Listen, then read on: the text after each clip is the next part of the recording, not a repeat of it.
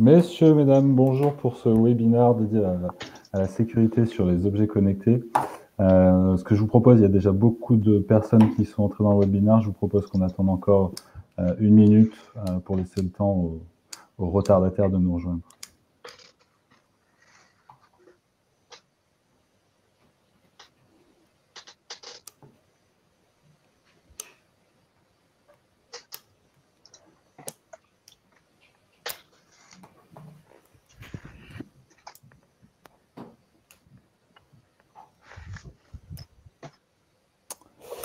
Eh bien, démarrons. Donc, merci de nous avoir rejoints pour ce webinaire, qui fait suite à un premier webinaire que nous avions fait aux États-Unis dans le cadre de cette thématique.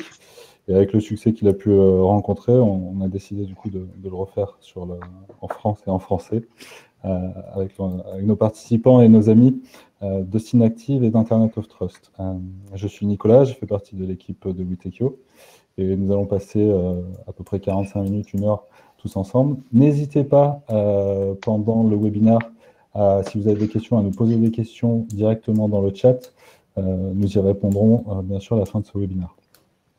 Alors, aujourd'hui, la sécurité, sujet dont on entend beaucoup parler, mais où on ne sait pas forcément, finalement, on s'en rend compte, notamment auprès de nos clients, qu'ils soient Witekio, Synactive ou Internet of Trust. Finalement, c'est toujours la question, c'est pourquoi on commence à savoir pourquoi faire de la sécurité. De nombreux sujets peuvent ressortir dans la presse, mais c'est surtout le comment, finalement, comment intégrer la sécurité et quel niveau de sécurité on pourrait attendre, surtout avec l'arrivée de nouvelles normes sur le marché.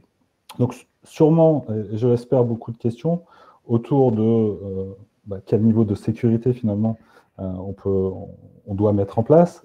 Quel est le coût et quel est l'impact, finalement, en général, que ce soit sur le coût, sur le planning, pour vos projets de développement. Et c'est ce qu'on va essayer de répondre au travers de ce webinaire. Alors aujourd'hui, j'aime beaucoup ce parallèle avec le patchwork. Mais, le monde de l'IoT, aujourd'hui, globalement, c'est pas que pour la sécurité, mais sur la sécurité, on se retrouve avec un patchwork, c'est-à-dire un nombre de normes assez incroyable, des logos qui peuvent pop-up un petit peu différents d'une zone géographique à une autre. C'est un peu comme avec les protocoles, pour ceux qui sont dans l'IoT, les protocoles, par exemple, dans la domotique. Vous allez avoir du Zigbee, du LoRa, il y en a 10, il y en a 20, il y en a beaucoup. Et il n'y a pas forcément un monde unifié autour de tout ça. Alors que finalement, sur le côté IT, on se retrouve avec effectivement des normes ISO, SAE, quelque chose qui est très clair. Donc, on ne se pose pas forcément la question de qu'est-ce qu'il faut mettre en place.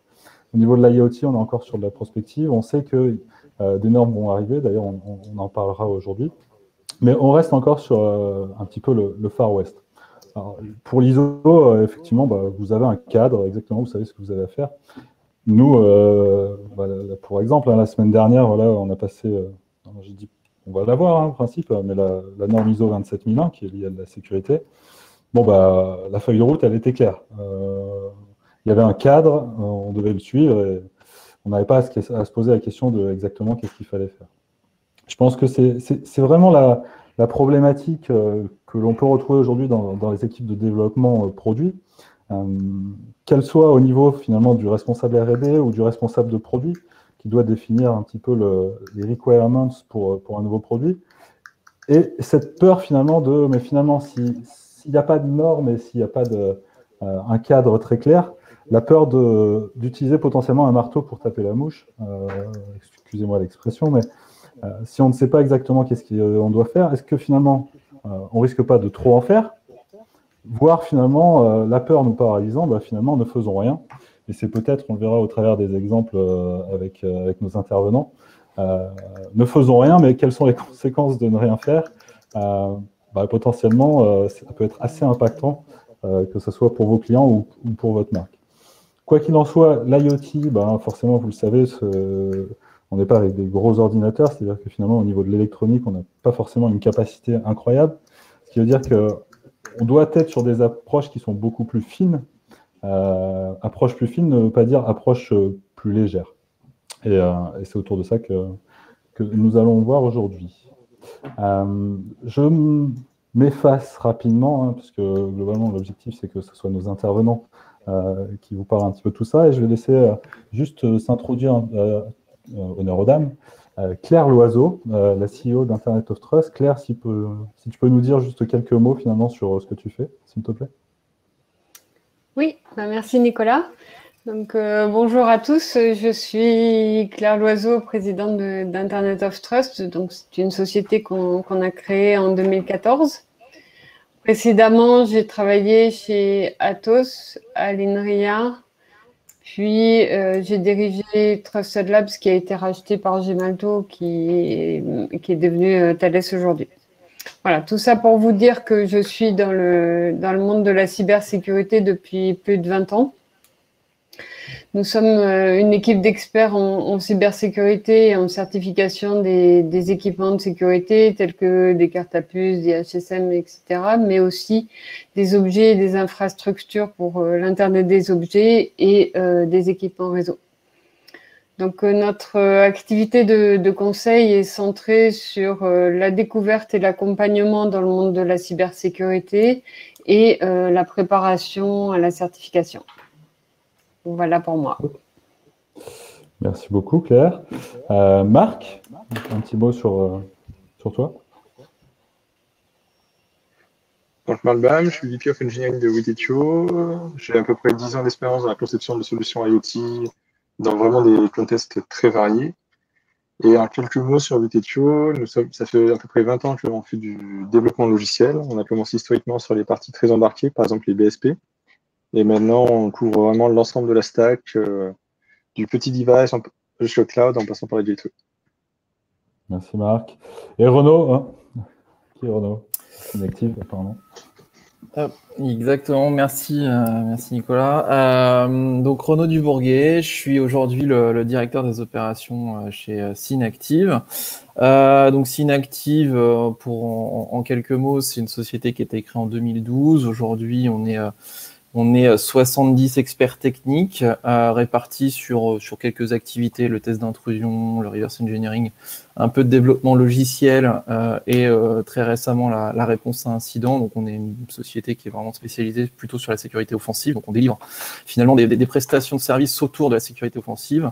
C'est aussi une société qui est labellisée CST. Donc on est en mesure aujourd'hui de faire des évaluations CSPN. Donc on est CST Software, donc des évaluations CSPN sur le monde logiciel. Donc pour vous résumer, les CSPN, c'est les certificats de sécurité de premier niveau, qui sont des évaluations et des labels qui sont délivrés par l'ANSSI. On a également PASSI, prestataire d'audit de la sécurité des systèmes d'information, qui est un label également délivré par l'ANSSI. Avant ça, j'ai passé plus d'une dizaine d'années en tant que pentester, donc j'ai réalisé beaucoup d'audits de sécurité, y compris dans le monde de l'IoT. J'ai vu un peu justement la naissance et l'explosion de ce domaine. L'explosion en termes de volume, hein, le domaine n'a pas littéralement pas explosé. J'ai pris, avant d'être directeur des opérations, je suis également passé par la case responsable du pôle test d'intrusion de Synactive que j'ai géré pendant 2 ans et je suis du coup depuis le début d'année directeur des opérations. Voilà. Merci Renaud. Alors comme chaque secteur, hein, son vocabulaire, ses acronymes, n'ayez pas peur, hein, à la fin du webinaire, on vous conseillera quelques bonnes lectures, même si on essaye d'être le plus clair possible. Voilà, on a quelques acronymes qui peuvent être un peu déroutants. Bon, la volonté, hein, tout de suite, n'est pas de vouloir vous faire peur, mais quand même de bien rappeler finalement quel est l'enjeu derrière tout ça. Quelles peuvent être les conséquences finalement sur des cas très clairs. On a pioché 2 cas là ici qui sont liés aux objets connectés, hein, donc du petit device qui renvoie de la donnée. Renaud, peut-être que tu peux rapidement nous donner un petit peu absolument. Absolument, c'est effectivement deux cas, hein, que j'ai pu rencontrer soit dans mon expérience précédente de pentester, mais également aujourd'hui. C'est encore des choses qu'on rencontre aujourd'hui. Effectivement, pourquoi finalement tout ça c'est important, comme le disait Nicolas au tout début, en fait tout ça peut avoir des conséquences en fait si on n'inclut pas la sécurité au sein de nos développements IoT, etc. Même si on voit ça même aujourd'hui comme quelque chose qui coûte de l'argent et finalement on n'en voit pas vraiment la vraie retombée. En fait, les conséquences derrière, elles peuvent être assez, parfois malheureusement assez dramatiques, à la fois soit pour vos clients, soit pour tout simplement votre image de marque. Tout simplement parce que, et je pense surtout dans le monde de l'IoT aujourd'hui, bon, on trouve un peu tout en termes d'objets connectés. Ça va de l'objet qui fournit effectivement de la fonctionnalité, on va dire, sensible, voire même qui peut finalement jouer sur les vies humaines. On peut parler de détecteurs de fumée, détecteurs d'incendie, ce genre de choses.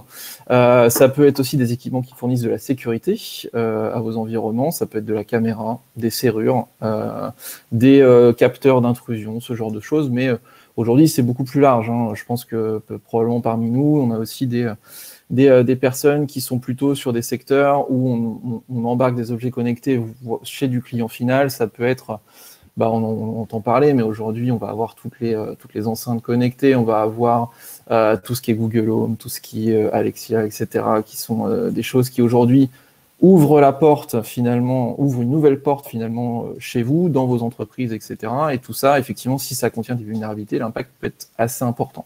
Donc pour ça, effectivement, on a plusieurs cas. J'ai pris quelques petits cas au hasard qui étaient assez marquants. Le premier, c'était un système d'alarme qu'on a audité maintenant il y a quelques années. La caractéristique de ce système d'alarme qui inclut un peu tout, des caméras, des détecteurs d'intrusion, des capteurs de bris de glace, ce genre de choses.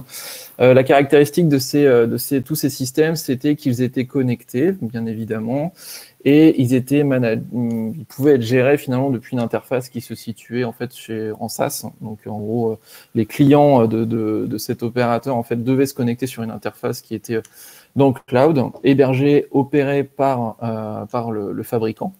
Et il s'avérait que lorsqu'on a fait un test d'intrusion sur cette solution, qui était déjà en production depuis plusieurs mois, on a trouvé non pas des vulnérabilités sur les devices en tant que tels, je vais y venir après, mais on a trouvé des vulnérabilités plutôt sur l'application SaaS, parce qu'on s'est rendu compte notamment qu'on pouvait, à travers cette application, visualiser notamment tous les flux vidéo de l'ensemble des clients du fabricant. Il suffisait juste finalement d'avoir un compte sur l'application et on pouvait, on va dire par certaines manipulations, accéder aux flux vidéo des différentes caméras.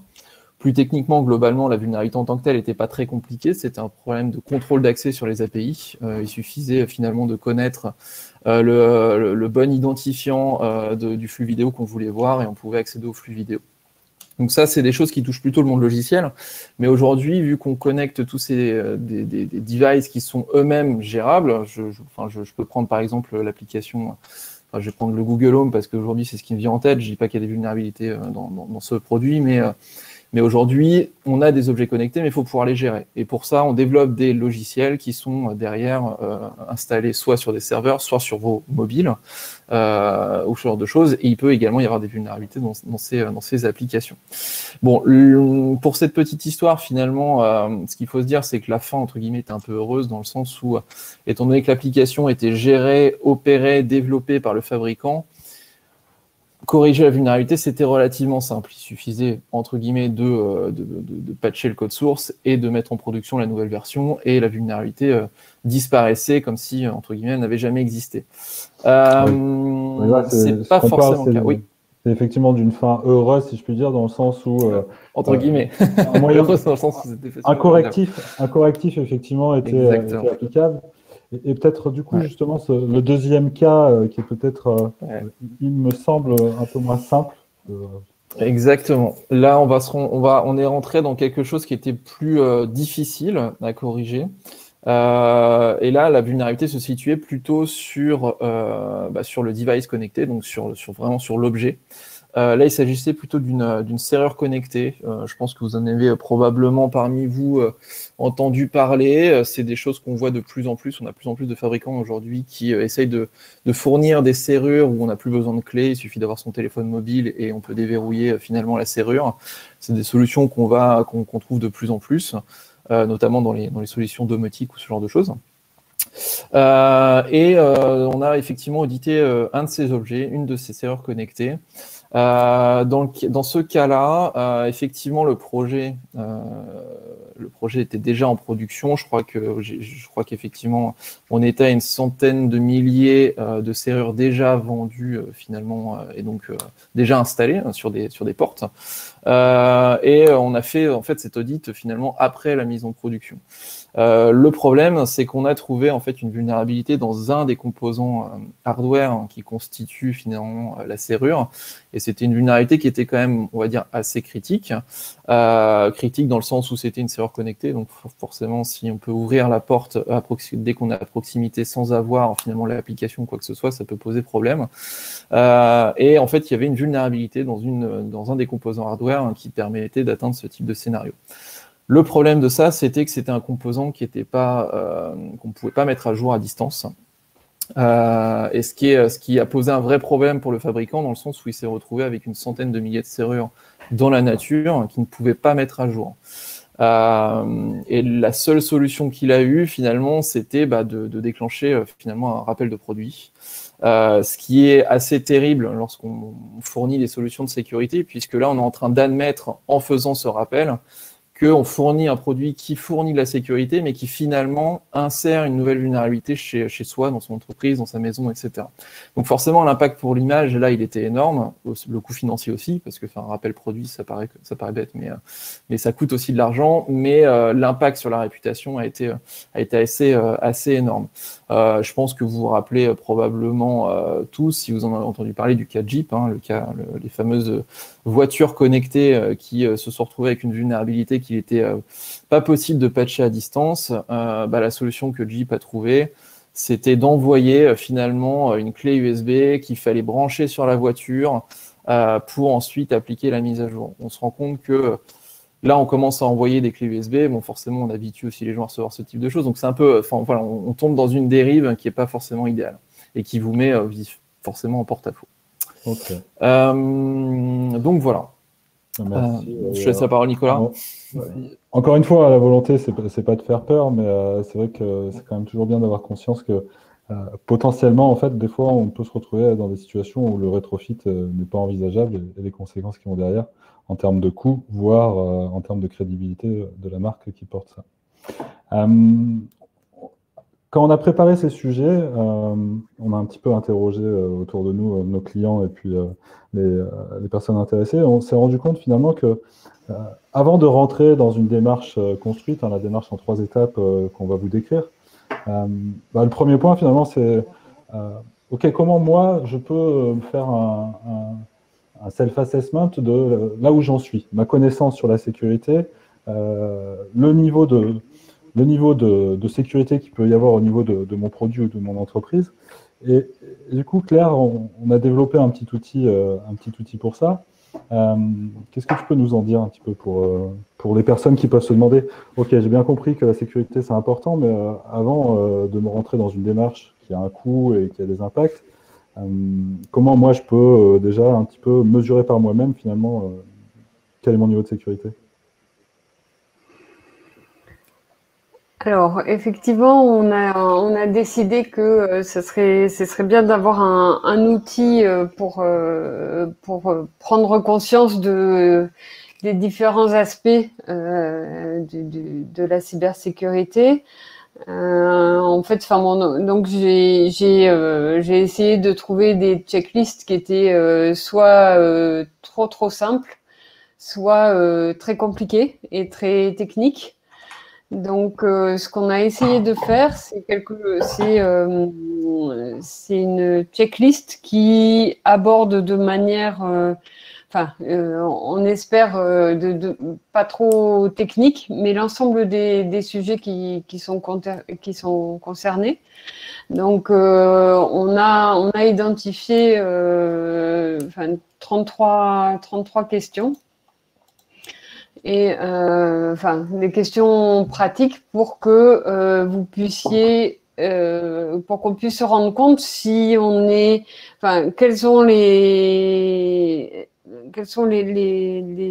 points forts les points. et quels sont les points forts et quels sont les aspects qu'il faudrait peut-être développer, et puis de se dire bon bah voilà, la cybersécurité c'est pas forcément que de la crypto, c'est pas forcément que des choses organisationnelles, c'est du développement, c'est éventuellement des contraintes légales, c'est des tas de choses auxquelles on pense pas forcément très spontanément.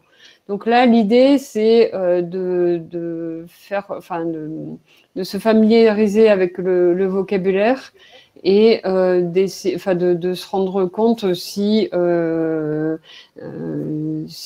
est effectivement, si on se sent prêt sur tous les aspects ou pas. Oui, c'est de savoir ce qu'on ne sait pas, finalement, c'est un peu l'objectif de cet outil. Et je confirme, parce que tu me l'as fait relire, Claire, qu'il est à la portée de tous. Voilà. Donc, c'est, je pense, un très bon outil pour savoir finalement ce qu'on ne sait pas au niveau de la sécurité.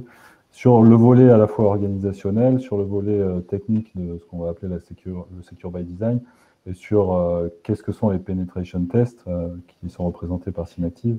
Voilà, ce ne sont pas que des hackers à capuche, comme j'ai pu l'entendre dans d'autres situations. Rapidement, Claire, sur les points comme ça, un petit peu l'équipe qui doit remplir ce sujet, parce que souvent les équipes de développement produit dans les entreprises sont bien définies, mais dans le cadre de la cybersécurité, on parle de quelles personnes finalement qui doivent être autour de la table qui est concerné par ça? Alors, beaucoup de monde. Donc en fait, chaque équipe et chaque métier a une partie de la réponse, parce que effectivement les développeurs vont pouvoir implémenter c'est ce qu'on appelle la sécurité by design, vont connaître des contre-mesures. On a besoin de l'architecte qui sait comment est organisé le produit, quelles sont les interfaces et quel est peut-être son cycle de vie. On a le département, enfin les achats et le marketing qui vont prendre en compte les contraintes des clients et qui vont imposer les contraintes s'il y en a aux fournisseurs. Voilà. Donc il y a un certain nombre de personnes qui sont concernées. Donc c'est l'ensemble de l'équipe qui réalise le produit et voilà, avec également les fonctions support qui peuvent être aussi attachées. Les fonctions support, oui. D'accord. En tout cas, si vous voulez le retrouver, hein, ce self-assessment, n'hésitez pas, hein, on l'a mis sur le site de Witekio, peut-être que aussi côté Synactive Internet of Trust, vous l'avez, mais voilà, il y a une page qui est dédiée à la sécurité avec tout ce qu'on propose directement sur le site. N'hésitez pas à aller le télécharger. Les bénéfices, tu nous les as donnés, hein, voilà, comme je le disais, c'est savoir ce qu'on ne sait pas, se familiariser avec le langage finalement, qui est un langage un peu particulier, les acronymes, et les points de faiblesse qui vont finalement permettre le dialogue dans l'étape. Une fois qu'on a compris là où on en est et qu'on a mesuré un petit peu l'impact de tout ça, l'étape d'après, c'est finalement rentrer dans une démarche structurée. Hein, si on a bien conscience que la sécurité par rapport à notre projet, c'est un point impactant, que ça peut être parce qu'on veut une différenciation au niveau de notre produit par rapport à la concurrence, peut-être pas juste pour répondre à une norme, ou alors ça peut être pour répondre à une norme, mais voilà, on a les fondations finalement pour rentrer dans la démarche qui est, je vais après, et c'est là où vous allez intervenir chacun de vous trois, je rentre dans une forme d'audit pour définir finalement un objectif, je fais un développement sécurisé, puis après je vérifie si tout ça est cohérent par rapport à la cible initiale. Cette première étape, Madame Loiseau, l'audit, comment ça se passe? Dites-nous un petit peu, parce que ça paraît quand même assez structuré. Oui. Donc, bon, c'est assez structuré, mais souvent, on saute un peu la première étape, qui amène à ce qui a été, ce que Renaud a décrit précédemment, c'est-à-dire que peut-être on n'a pas prévu qu'il fallait des fonctions de mise à jour et ce genre de choses. Donc, c'est vraiment important d'identifier quel est l'objectif de sécurité du produit, de faire une analyse de risque et de comprendre contre quelles menaces on veut se protéger pour implémenter les bonnes contre-mesures et aussi prévoir que la sécurité, en fait, c'est une moving target. On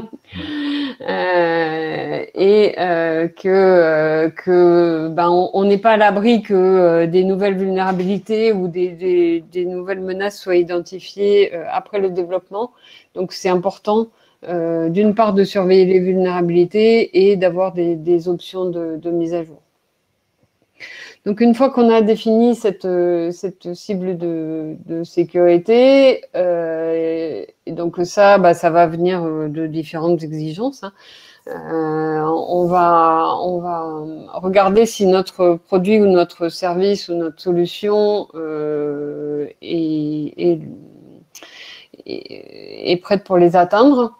Ensuite, selon ce qu'on va trouver, on va peut-être ajuster l'objectif ou ajuster le produit.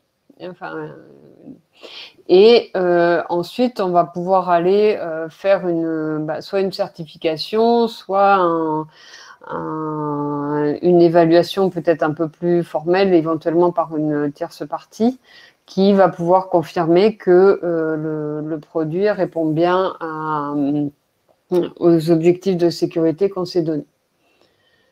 Voilà. Et donc, comme je disais précédemment, il faut pouvoir prévoir de mettre à jour son produit parce qu'effectivement, il peut y avoir des impacts d'image et bientôt, il pourrait aussi y avoir des impacts juridiques dans le sens où on va de moins en moins avoir le droit de vendre des objets qui sont pas sécures et qui potentiellement mettent en danger soit la vie des gens, soit la vie privée des gens. D'accord. Cette fameuse définition de l'objectif, comment vous la menez? Alors, la première chose, c'est de réunir toutes les contraintes auxquelles on doit répondre. Peut-être qu'il y en a, peut-être qu'il n'y en a pas. Enfin, peut-être que c'est nous-mêmes qui nous les mettons. Donc, mais bon, il peut y avoir un certain nombre d'exigences auxquelles répondre. Et il y a, dans ces exigences, il peut y avoir le fait d'être certifié dans le cadre d'un schéma de certification avec un niveau qui peut, selon en général, les schémas ont plusieurs niveaux de certification. Donc, ces niveaux sont harmonisés au niveau de l'ENISA. Donc, on a un basique, substantiel et high. Après, chaque schéma en définit 2, 3, 4, 7 pour les critères communs. Donc ça, c'est vraiment les éléments de contexte et auxquels on doit répondre. Et en parallèle, on a le produit ou la solution et c'est important de connaître dans le contexte d'utilisation, éventuellement ces interfaces. Quels sont les biens à protéger, les menaces potentielles, les hypothèses qu'on fait sur l'environnement et surtout les événements redoutés les plus importants. Okay. Donc ça c'est vraiment c'est l'analyse de risque et on a besoin aussi à cette étape-là d'avoir une architecture macro et les principales fonctions de sécurité. Bon, en fait, on parle souvent de surface d'attaque. Donc la surface d'attaque, elle va être définie en particulier avec les interfaces que le produit ou le service offre aux utilisateurs, mais aussi aux attaquants.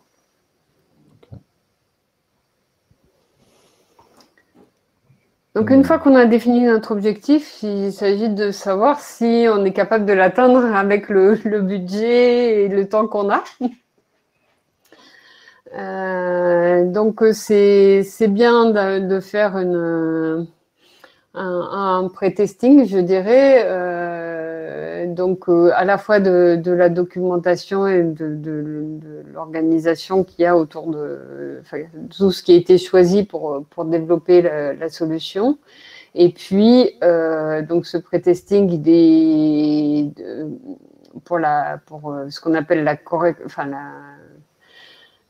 correctness, et c'est bien aussi de savoir si ces mécanismes sont résistants, et là de faire ce qu'on appelle du test de pénétration qu'on verra après avec Renaud.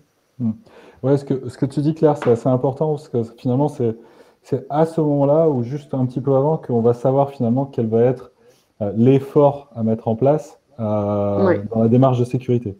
C'est-à-dire que si vous venez nous voir demain, que ce soit Synactive ou Tekio ou Internet of Trust, en nous demandant c'est quoi le budget qu'il faut que j'alloue, et ben en fait, la réponse qu'on devra vous faire, c'est malheureusement, il faut attendre d'avoir fait une première phase d'investigation pour pouvoir définir finalement l'effort qu'il y aura à mettre en place. Alors, ça peut être un peu frustrant, hein, mais on ne peut pas vous dire comme ça en arrivant, bon, bah, écoutez, voilà, ça va faire tant. Et après, je rebondis un petit peu sur ce que tu viens de dire. La meilleure des sécurités aussi, le meilleur niveau de sécurité, c'est celui qu'on peut se payer. Donc après, c'est aussi des ajustements à faire potentiellement dans votre projet, un trade-off à faire entre le budget que vous allez allouer du coup à la sécurité et peut-être à d'autres features si vous êtes sur des budgets qui sont limités, sachant que potentiellement le trade-off sur la sécurité n'est pas forcément évident. Et donc j'imagine que derrière, ouais, tu construis un plan de bataille, c'est ça? Oui. Et donc là, il s'agit une fois qu'on sait effectivement quels sont les objectifs qu'on peut atteindre. Bon, il faut effectivement peut-être revoir l'objectif de sécurité si on n'a pas les moyens d'avoir le plus haut niveau partout. Et bon, parfois il n'est pas nécessaire non plus, hein. Enfin, même souvent. Donc, et puis il peut y avoir des parties. On peut voir ça aussi, hein, d'avoir une graine de sécurité qui va permettre de propager la sécurité dans l'ensemble du device. Il y a des tas de techniques qui permettent de s'assurer de la sécurité sans forcément avoir avec des mécanismes d'isolation, des mécanismes de secure boot, des mécanismes de contrôle d'accès. Donc il y a tout ça à mettre en place. Même quand on ne fait pas une évaluation critères communs, c'est tout de même important de mettre en place un certain nombre de documents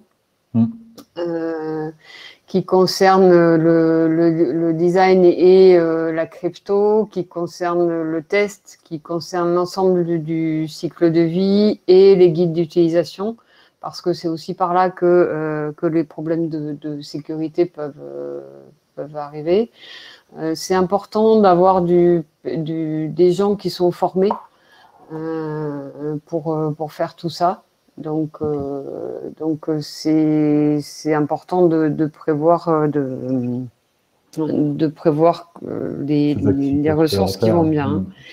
Ce que je voulais dire aussi, c'est que par rapport au slide précédent, c'est que c'est vrai que ça peut être un peu frustrant de ne pas démarrer tout de suite une évaluation, mais d'expérience, ceux qui vont direct dans l'évaluation sans en avoir jamais fait, ils la font plusieurs fois.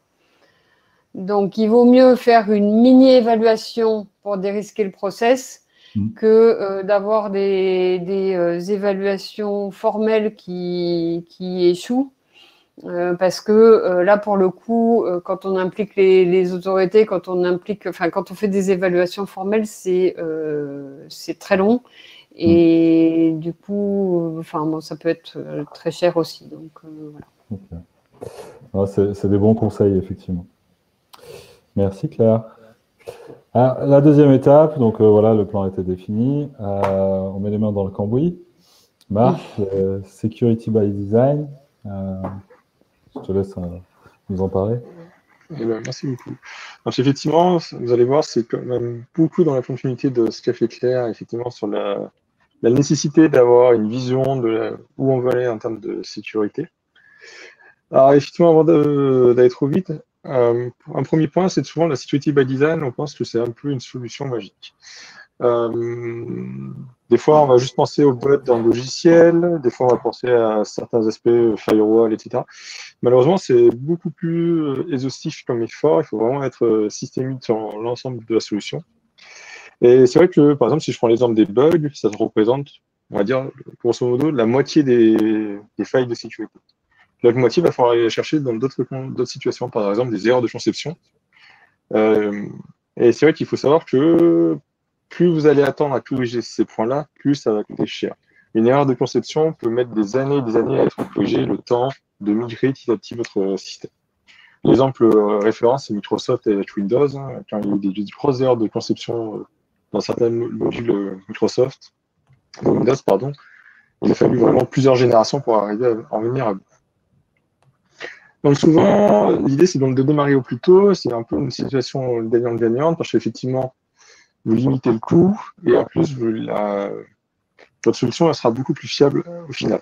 Donc là, on pense souvent que les outils peuvent probablement nous aider. Certes, ils sont intéressants, mais malheureusement, d'un point de vue puissance de calcul ou même des fois juste mathématiquement, ils ne peuvent pas tout trouver. Donc il faut quand même se baser sur des ingénieurs pour creuser les différents points de la sécurité. Et un des challenges qu'on rencontre souvent, c'est que les équipes habituellement utilisées dans la partie validation n'ont pas vraiment le bon mindset pour attaquer ce genre de problème de sécurité. Donc c'est souvent là où il faut faire appel à d'autres personnalités, d'autres types d'ingénieurs.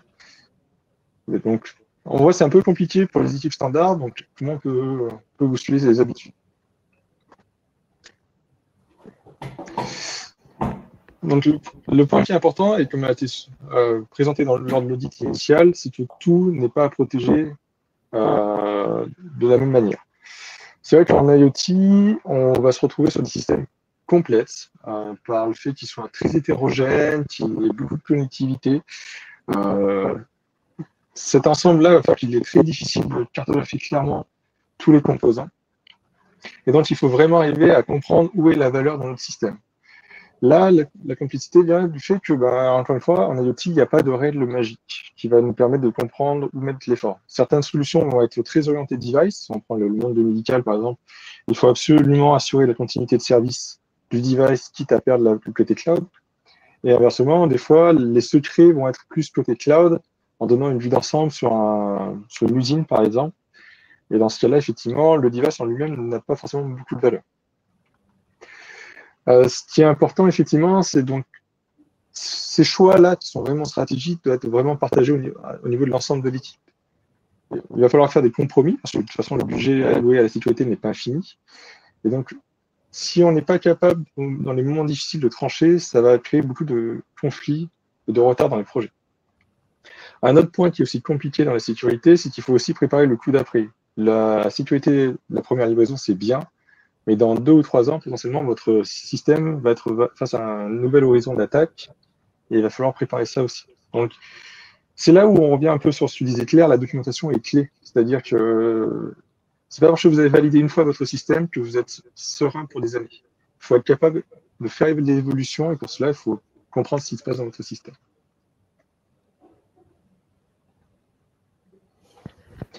L'un des points importants lorsqu'on va faire de la security by design, c'est de surtout pas réinventer la roue. On a expérimenté pas mal de frameworks pour faire du développement logiciel sécurisé. On doit beaucoup au travail de Microsoft, avec la SDL qui a presque 20 ans maintenant. La dernière génération de SDL, d'ailleurs, Microsoft prend beaucoup en compte les problématiques de l'IoT, avec les problématiques de mise à jour à distance, sur les problématiques de chiffrement, de données personnelles. Donc, c'est ce que vous voyez sur l'image. Je vous invite vivement à vous habituer à cette approche, qui est assez complète, et qui vous aidera vraiment à comprendre comment mener de bout en bout un cycle logiciel sécurisé. La Il y SDL, a vraiment c'est un acronyme. Software Development Lifecycle. Merci. Il y a vraiment 2 points très importants à garder en tête. Et encore une fois, je répète ce que dit Claire. Au milieu de tout ça, vous avez des hommes. Et c'est vraiment eux qui sont en bout de chaîne qui vont être le maillon le plus important. Donc, il faut que les gens soient formés, coachés et accompagnés tout le long du projet. Ils ne peuvent pas deviner du jour au lendemain comment faire du code sécurisé s'ils n'ont pas été formés précédemment. Donc, l'aspect humain, vraiment, il faut y mettre les efforts. En fait, souvent, les SDL, pour la petite histoire, commençaient avec une partie formation. C'était vraiment l'étape clé qui était proposée, par exemple, par l'IoT Security Foundation ou la SDL sur la version précédente. Et un autre point, en général, c'est un peu la loi de Murphy. Si vous essayez de prendre des raccourcis au niveau de la SDL, tôt ou tard, vous allez le payer. C'est-à-dire, par exemple, vous vous êtes dit sur les données privées, on n'a pas grand-chose à faire, on ne va pas faire de revue, on se débrouillera plus tard. Et pas de chance, vous avez un gros problème de RGPD à la fin, et ça va vous coûter très très cher de faire cette analyse a posteriori, alors que les coûts ont été beaucoup plus raisonnables en faisant le plus tôt. Un autre point qui est compliqué avec les SDL, c'est qu'elles ont très longtemps été orientées cycle en V. Effectivement, on déroulait, on faisait la conception de la solution, on la déployait en production et les mises à jour étaient assez mineures. Maintenant, on est presque à l'inverse, c'est-à-dire que le MVP est souvent très minimaliste, avec une capacité de mise à jour à distance dès le début, pour que justement on puisse donner de manière incrémentale de plus en plus de fonctionnalités. Cette approche un peu itérative nécessite beaucoup plus d'hygiène dans la gestion du projet pour être vraiment capable d'être challengé régulièrement. Et donc c'est vrai que, par exemple, chez WTQ, on a beaucoup travaillé sur ces aspects-là pour justement combiner à la fois les problématiques de comment je fais de la SDL et de l'agilité, par exemple, du Scrum ou du Kanban en même temps.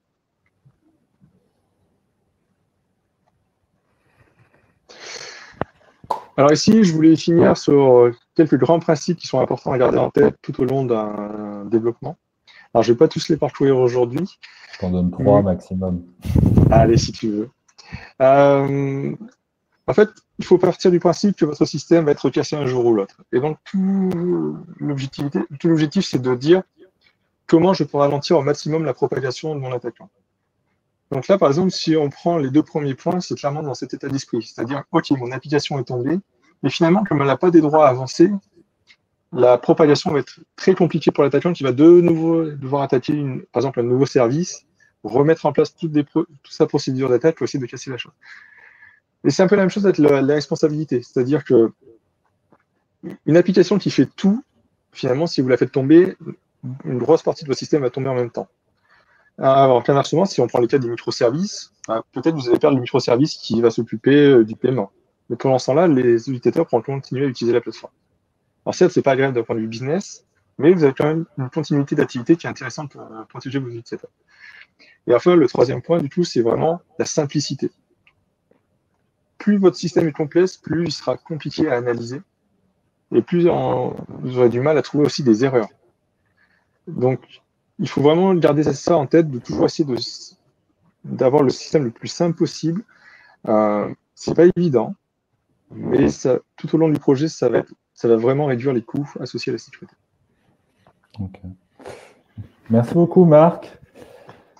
Je sens que Renaud trépigne. Les pentests, donc voilà, on a défini notre objectif, on fait les développements appropriés. Et là, qu'est-ce qui se passe? Eh ben, il faut vérifier. Il faut vérifier tout ça. Alors déjà, c'est vrai qu'on parle pentest, test d'intrusion, etc. Donc peut-être que certains d'entre vous arrivent déjà, ont déjà une bonne définition de ce que c'est. Peut-être que certains d'entre vous ont déjà un peu l'habitude d'en faire. Je vais quand même refaire une petite rapide définition de ce qu'est un test d'intrusion, parce qu'on se rend compte qu'aujourd'hui, il y a souvent un amalgame qui est fait entre un test d'intrusion et ce qu'on peut appeler plutôt des scans de vulnérabilité ou ce genre de choses, qui sont finalement deux choses différentes, qui peuvent être complémentaires. Mais ça reste deux choses différentes. Effectivement, on peut se dire, bon bah voilà, après ce qu'on vient d'écouter, on peut dire, bon, on est un peu ceinture et bretelle en termes de sécurité, j'ai fait mon self-assessment, j'ai incorporé du security by design, etc.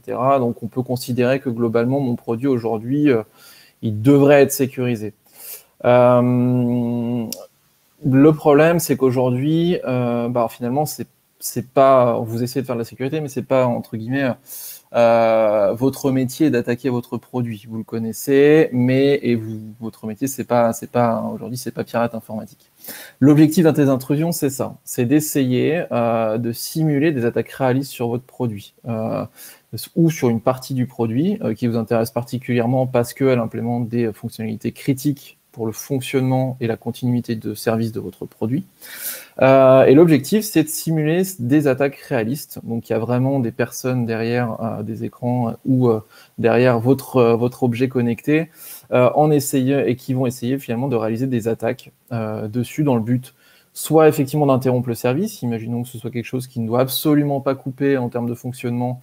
L'objectif, ce sera essayer de faire des dénis de service sur le produit. Ça peut être aussi de la fuite d'informations. Imaginons que votre objet connecté manipule des informations personnelles ou quoi que ce soit. Ce sera essayer de trouver un moyen, soit à distance, soit par une attaque physique sur votre objet pour récupérer ces données, etc., etc. Donc voilà, c'est essayer finalement de prendre tous les scénarios de risque que vous ne voulez absolument pas qu'ils se produisent sur votre produit et essayer de trouver un moyen de les atteindre, ces scénarios de risque. Et l'objectif de ça, c'est surtout finalement de détecter un peu tous les blind spots que vous auriez pu oublier dans les étapes intermédiaires.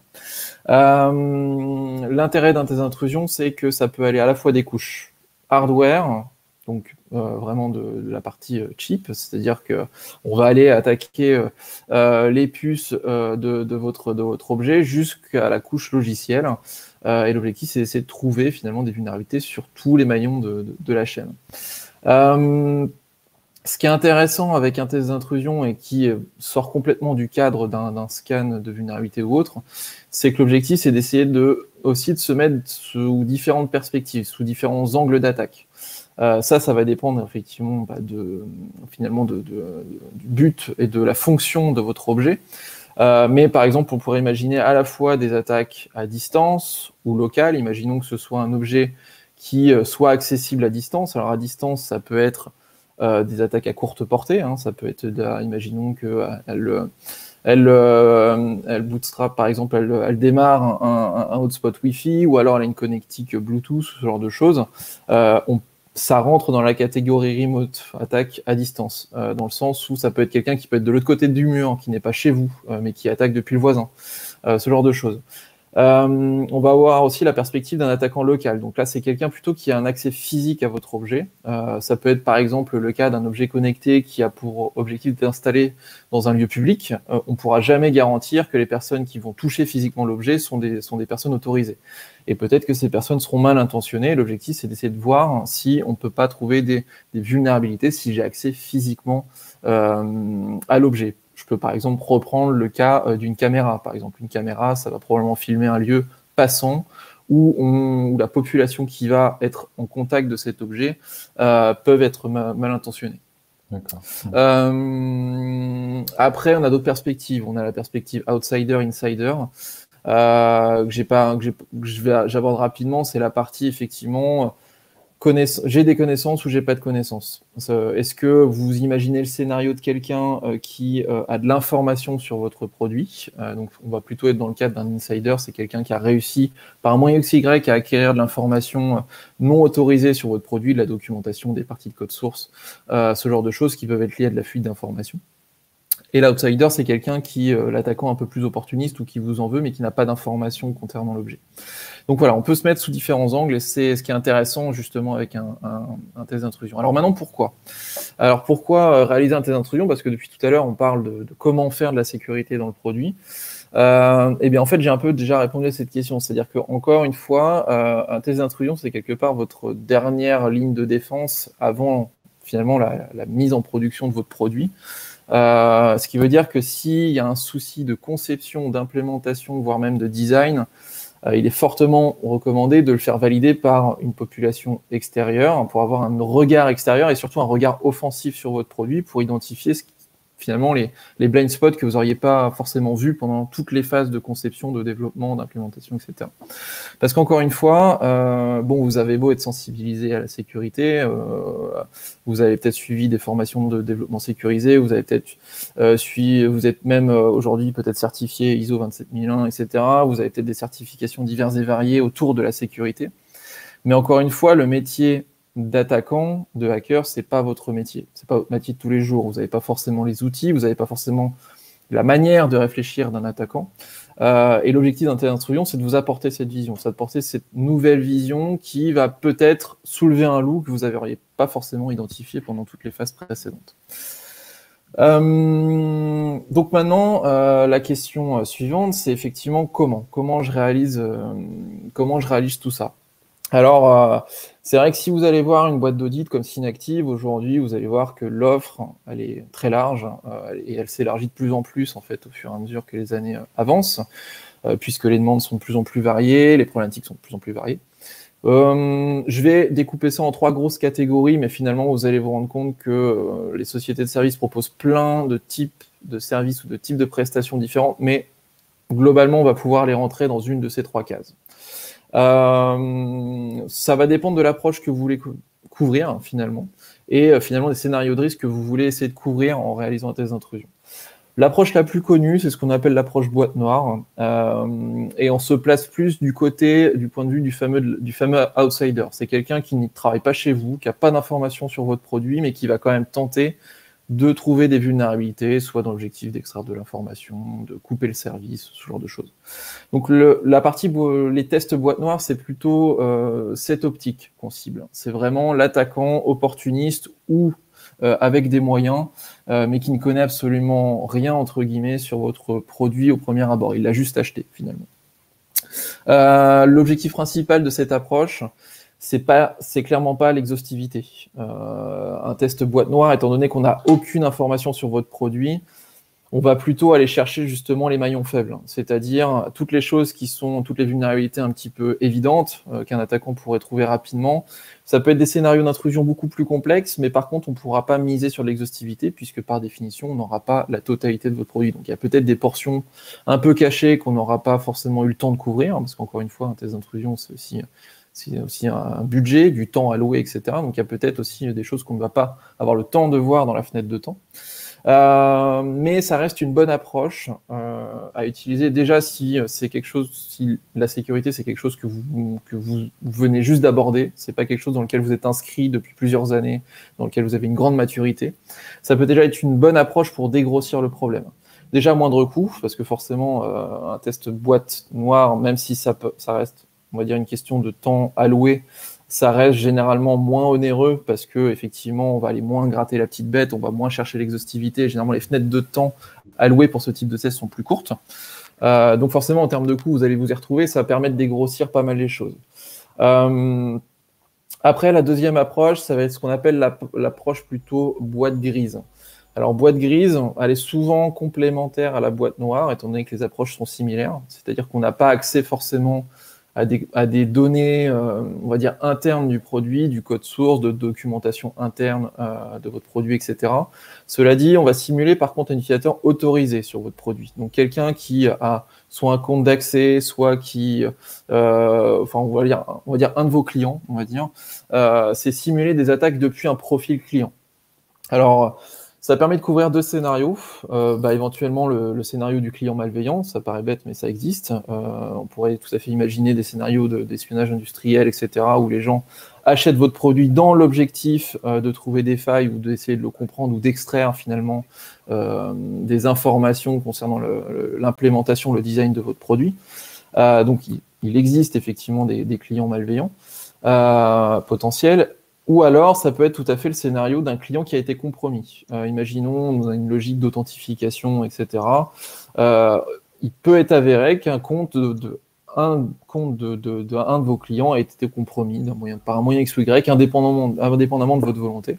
Cela dit, ce compte, il est compromis, ça veut dire que l'attaquant qui a compromis ce compte est en mesure d'accéder aux fonctionnalités authentifiées, entre guillemets, de votre produit, de votre application SaaS qui permet de gérer vos produits, etc. Et là, l'objectif de la boîte grise, c'est de tester toutes les fonctionnalités qui sont en fait au sein de la partie authentifiée du produit. D'accord ? Donc c'est vraiment, on prend l'identité de quelqu'un qui est autorisé sur l'applicatif et on va essayer de trouver des vulnérabilités au sein de ces fonctionnalités-là. Et la dernière approche, qui se veut être l'approche la plus exhaustive, entre guillemets, mais encore une fois, l'exhaustivité, c'est un but à atteindre, mais finalement, on se rend compte que c'est extrêmement compliqué, parce que si on voulait être exhaustif, ça aurait un coût exorbitant, surtout si vos produits sont très complexes. On parlait tout à l'heure de garder des fonctionnalités simples, etc. Il faut vous dire que plus votre produit sera complexe et les fonctionnalités complexes, plus l'audit en boîte blanche sera compliqué. Puisque forcément, il faudra qu'on comprenne ce qui a été fait et il y aura probablement une volumétrie de code plus importante qui nécessite du coup plus de travail finalement. Donc la partie boîte blanche, finalement, vous l'aurez compris, c'est on vous donne vous donnez toutes les clés au cabinet d'audit. C'est-à-dire que vous leur donnez le code source, vous leur donnez les documentations internes, vous leur mettez à disposition éventuellement un architecte, un développeur pour qu'ils puissent discuter ensemble. L'objectif, c'est d'essayer de comprendre en un temps réduit la totalité de votre produit et quels sont finalement les éléments les plus critiques dans votre produit qu'il faut absolument regarder lorsqu'on fait, quand on regardera le code source de votre produit.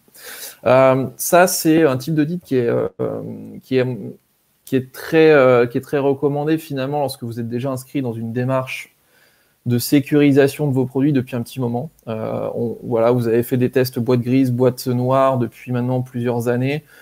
Les rapports sont de plus en plus vides parce que globalement, vous avez bien couvert ces périmètres. L'étape suivante, c'est d'essayer d'aller un peu plus loin. Ok, on va dire, vous avez couvert 90% des attaquants qui risquent de vous attaquer. Il reste les 10%, et les 10%, ça va être les personnes avec des moyens financiers très importants, des équipes très compétentes, etc., etc. Et ces personnes-là, finalement, il faut s'attendre à ce que la problématique d'accès au code source, etc., ne soit pas forcément un problème. Et là, ça vous permet finalement de couvrir ces scénarios d'attaque et de perfectionner de vos produits jusqu'à finalement atteindre ce but de l'exhaustivité. En termes de, c'est bon, on a couvert la totalité du code source, on est sûr à 100% qu'il n'y a pas de vulnérabilité. Bon, ça reste idéaliste de dire qu'on aura couvert tout à 100% parce que votre produit va évoluer dans le temps, etc. Mais ça, la partie boîte blanche permet en tout cas d'essayer d'atteindre cet objectif. Donc voilà, c'est à peu près les différentes approches. Après, si vous vous rapprochez de Synactive ou bien d'une autre société, bien évidemment, on essaiera de trouver la meilleure approche qui vous conviendra, et surtout, l'objectif, ce sera d'essayer de travailler avec vous pour identifier finalement ce qui convient le mieux. Si votre produit est extrêmement critique en termes de fonctionnalités apportées dans l'environnement dans lequel il sera implanté, on va forcément vous reporter sur un audit plutôt boîte blanche, parce qu'il va falloir effectivement que votre produit soit vraiment très carré. Si c'est un produit qui ne fournit pas des fonctionnalités très critiques, mais que vous voulez vous assurer qu'il est protégé contre de l'espionnage éventuellement industriel d'un concurrent ou ce genre de choses, on vous tournera plus vers des approches boîte noire, boîte grise, qui sont finalement un profil qui sera plus opportun pour quelqu'un qui achètera votre produit dans l'objectif d'essayer de le comprendre. Donc voilà, toutes ces approches-là se complètent finalement, et dépendent à la fois de votre maturité et aussi des objectifs et des scénarios que vous voulez couvrir. Alors maintenant, quand ? Alors c'est vrai qu'aujourd'hui, on pourrait se dire, je fais tout mon produit, je fais tout ce qu'on s'est dit jusqu'à maintenant, et puis à la fin, je fais un test d'intrusion. Alors effectivement, c'est clairement recommandé. Encore une fois, hacker, c'est pas le métier de vos développeurs, c'est pas votre métier. Et donc l'objectif, c'est vraiment d'être entre guillemets ceinture et bretelle là-dessus, et de s'assurer qu'un regard offensif ne découvrira pas des choses que vous n'aurez pas forcément identifiées au préalable. Cela dit, on peut aller plus loin. Alors effectivement, on peut faire quelque chose juste avant la mise en production de votre produit, et puis on va dire à chaque fois qu'une mise à jour de votre produit est mise en place, ça peut être bien d'avoir un nouveau coup de tampon d'une société externe qui valide que les nouvelles fonctionnalités apportées ne sont pas vulnérables. Mais on peut aller un petit peu plus loin. On peut aller jusqu'à incorporer finalement une société d'audit finalement dès les phases de conception. Alors effectivement, il y a la partie self-assessment, etc., mais vous pouvez également intégrer finalement un service extérieur, un regard extérieur sur toutes les phases pour finalement couvrir au plus tôt finalement toutes les vulnérabilités potentielles en termes de design, d'implémentation, etc. Donc tout ça c'est possible et aujourd'hui tous les modes fonctionnent et tout finalement va dépendre encore une fois de la criticité de votre produit, de votre maturité, mais également des moyens. Enfin, on va en parler justement juste après. Je pense que c'est une bonne transition finalement, parce que tout ça, comme vous vous en doutez, a un coût et il faut adapter tout ça à vos moyens, à vos risques, etc. Mais je te laisse la parole, Nicolas. Alors, bah, écoute, là, c'est en mode. Je suis au cinéma, là, moi, je mange du popcorn. Effectivement, oui. Maintenant qu'on a couvert tout ça, la grande question, c'est toujours pareil. C'est finalement, tout ça, c'est bien beau, mais quel est le quid de l'impact en termes de coûts et de planning sur mon projet? Et alors, c'est la question que, en général, peut-être vous redoutez, mais parce que la réponse est, j'imagine, pas très simple. Mais Claire, concrètement, si on pose la question, ok, le coût, la durée, tu réponds quoi, toi? Alors effectivement, la tentation, c'est de dire ça dépend. Et c'est ce qu'on a dit au début, mais bon, donc pour donner un ordre d'idée, nous, bon, ce qu'on dit, c'est que on peut faire un audit flash en 2 jours. Juste pour savoir pour comprendre dans quel contexte on se trouve et le niveau qu'on pourrait éventuellement viser. La deuxième chose qu'on propose, c'est donc le gap analysis. Une fois que et la définition de la cible. Donc là, on est plutôt sur de l'ordre de 10 jours. Ok. Donc, un impact de 10 jours. C'est pas une mauvaise réponse et c'est assez clair. Je te remercie. Marc, Secure by Design, la démarche SDL proposée par Microsoft. On a compris qu'il y avait de la documentation à mettre à jour, des efforts à faire, des nouvelles activités. Concrètement, quel ordre de grandeur pour tout ça sur un projet? Alors, effectivement, je pense que c'est un peu à l'image de ce qu'on fait pour le test parfois, et qu'il faut plus raisonner en pourcentage de développement par rapport à la taille du projet. Effectivement, on va y avoir 2 types de coûts. Les coûts directs, ça peut être un security manager ou une équipe dédiée, donc ça, c'est facile à identifier. Effectivement, après, il y a tout l'effort supplémentaire qui est porté par la gestion de projet, par les équipes de développement. Ça soit la documentation additionnelle, mais ça peut être des vérifications faites par les équipes au fil de l'eau. Et donc, effectivement, petit à petit, c'est pas négligeable. C'est d'autant plus une forte pénalité pour les projets, on va dire, souvent un peu hors normés, mais qui avaient déjà de base la gestion de projet est en général très légère. En général, nous, on considère qu'on est souvent entre 10 et 25% de surcoût lié à la sécurisation des produits. Parce qu'effectivement, il faut être sûr de bien faire les choses. Et Renaud? Oui, alors sur la partie de ces intrusions, je vais faire comme la réponse de Claire, ça dépend. Parce qu'effectivement, c'est la réponse facile, forcément. Après, pour donner un ordre d'idée, si on fait une moyenne sur les audits d'objets IoT qu'on a pu faire chez Synactive, si on est sur l'audit d'un produit complet, qui on va dire de complexité, niveau de complexité moyenne, alors moyenne à définir, mais je vais en parler un peu après. On est aujourd'hui sur à peu près une trentaine ou une quarantaine de jours à peu près de travail pour les auditeurs sécurité. Donc ça, c'est un peu le coût moyen. Bien évidemment, ce coût, il est forcément ajustable. Encore une fois, j'en parlais juste avant, ça va dépendre des objectifs qu'on veut atteindre, du périmètre que vous voulez couvrir, etc. Ça va dépendre de la complexité du produit. Entre une enceinte Bluetooth et un système d'alarme full connecté, il faut bien vous dire qu'effectivement, il y a la masse de travail à produire pour avoir un audit, on va dire, qualitatif sur le produit, il faut forcément les jours hommes vont s'ajuster. La sensibilité du projet aussi, si on est sur quelque chose de très sensible, on va avoir tendance effectivement à avoir une charge de travail plus importante parce qu'on va y mettre beaucoup plus d'efforts pour essayer d'être le plus exhaustif possible. Donc voilà, tout ça forcément ça permet d'ajuster la charge en auditeur.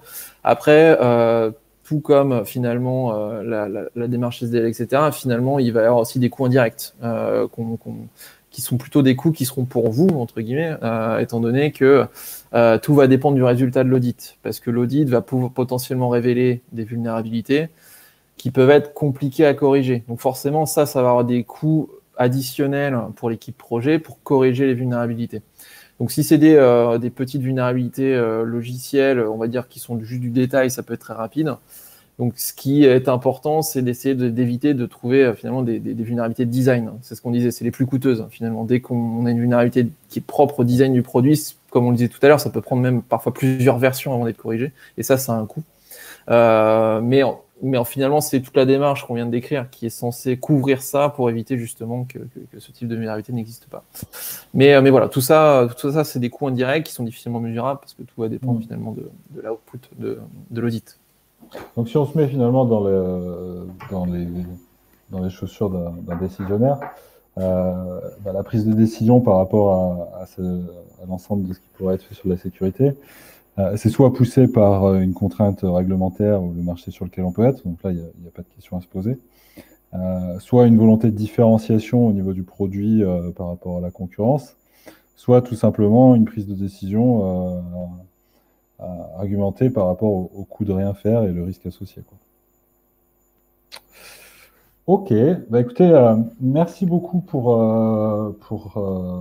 tous ces éléments. J'espère que ça aura apporté une meilleure compréhension pour notre audience par rapport à leurs projets potentiels en termes de sécurité.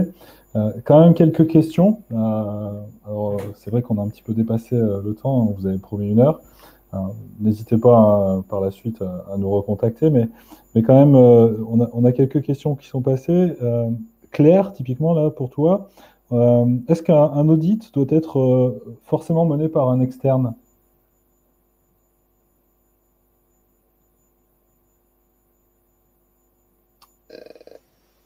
Ça dépend, enfin, je dirais non.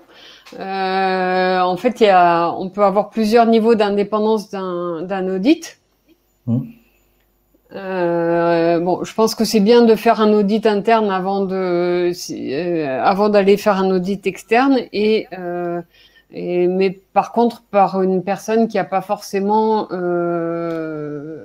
qui est indépendante de l'équipe de développement. Okay. Donc après, ça dépend de si on veut que l'audit puisse être reconnu ou pas. Auquel cas, il faut passer par une forte partie accréditée.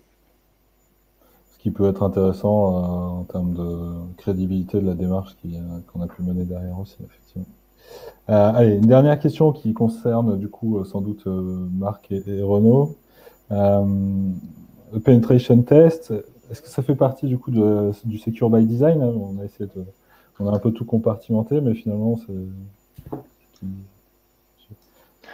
c'est même une des étapes clés à chaque fois, hein.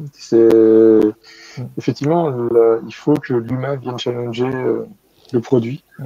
Et effectivement, il faut le faire de manière très régulière. Je conseillerais même effectivement à chaque release majeure de rejouer une bonne partie des pentests pour vraiment se dire est-ce qu'il y a des non-régulations qui ont pu apparaître et autre chose. D'accord.